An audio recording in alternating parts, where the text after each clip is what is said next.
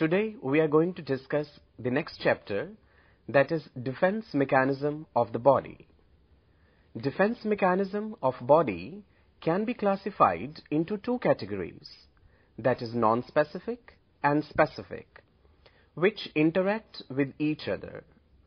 Non-specific immune defenses protect against foreign substances or cells without having to recognize their specific identities. The mechanisms of protection used by these defenses are not unique to the particular foreign substance or cell. Specific immune defenses, also called acquired immunity, depend upon specific recognition by lymphocytes of the substance or cell to be attacked and the launching of an attack against it that is unique for that substance or the cell. Immunology is the study of the physiological defenses by which the body or the host destroys or neutralizes the foreign matter, both living and non-living. In distinguishing self from non-self, immune defenses, number one, protect against infection by microbes like viruses, bacteria, fungi, and parasites. Number two, isolate or remove non-microbial foreign substances.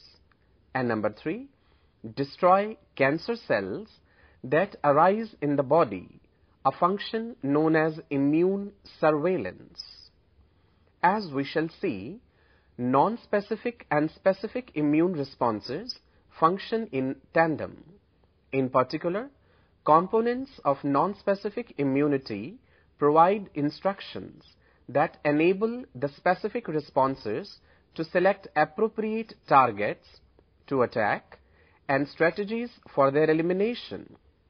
Before introducing the cells that participate in immune defenses, let us first look at the microbes we shall be most concerned with in this chapter, that is bacteria and viruses.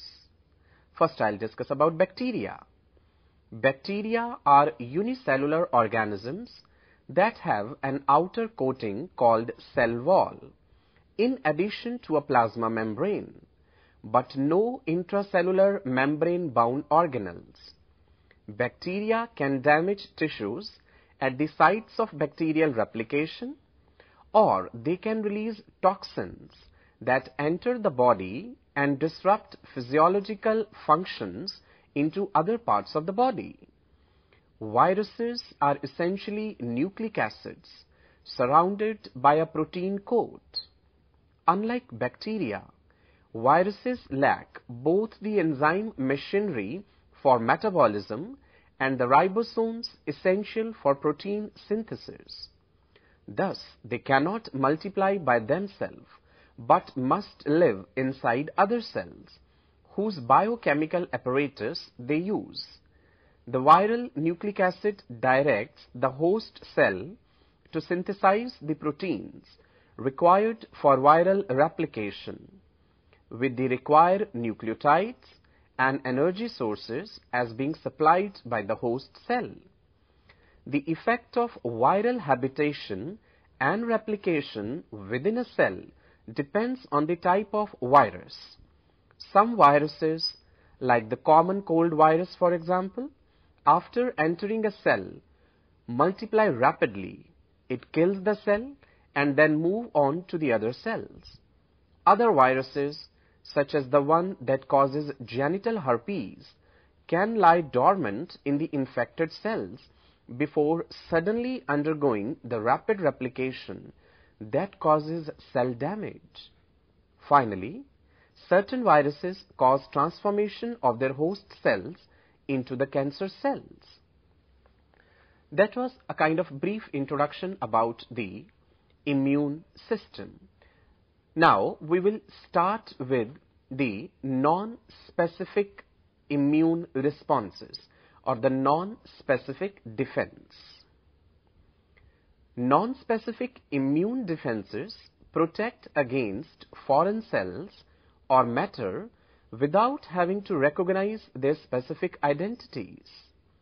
These defenses must, of course, recognize some general property marking the invaders as foreign.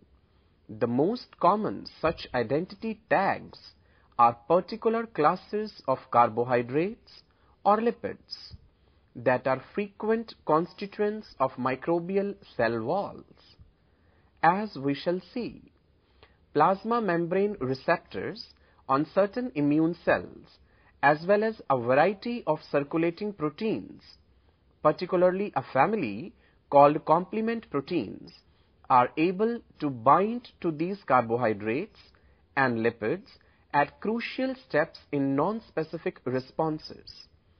This use of a system based on carbohydrate and lipid for detecting the presence of foreign cells is a key feature that distinguishes non-specific defenses from specific ones, which, as will be described, recognize foreign cells mainly by specific proteins the foreign cell possesses.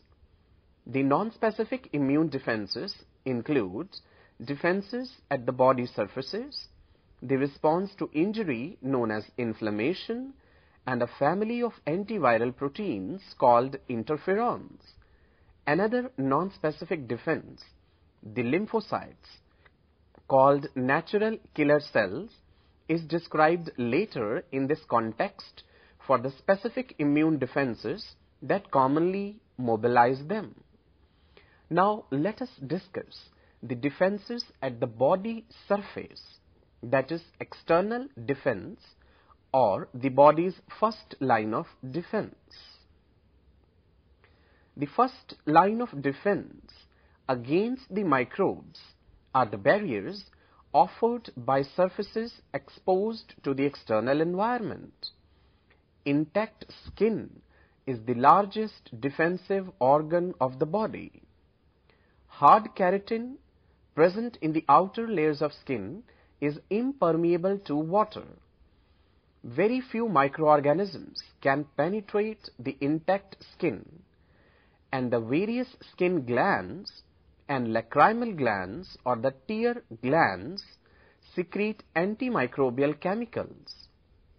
The mucus secreted by epithelial linings of the respiratory and upper gastrointestinal tract also contain antimicrobial agents like lysozyme. Please remember, lysozyme is bactericidal enzyme which rupture the cell wall of gram-positive bacteria. It is present in many body secretions like sweat, saliva, tears, nasal secretions, GI tract secretions, and even urine. It was discovered by chance by Alexander Fleming when he was working on a bacterial culture and he accidentally sneezed on it. The mucus, which is produced by mucus glands, is very sticky. Particles that adhere to it are prevented from entering blood. They are either swept by ciliary action up into the pharynx and then swallowed, as occurs in the upper respiratory tract, or these are phagocytosed by macrophages in the various linings. Other specialized surface defenses are the hairs at the entrance to the nose, the cough and sneeze reflexes, and the acid secretion of the stomach, which kills the microbes. Finally, a major defense are the friendly microbes normally found on the skin and other linings exposed to the external environment. These keep the skin pH acidic, and through a variety of other mechanisms, these microbes suppress the growth of potentially more dangerous microbes. In females, the bacteria Lactobacillus acidophilus is present in the vagina throughout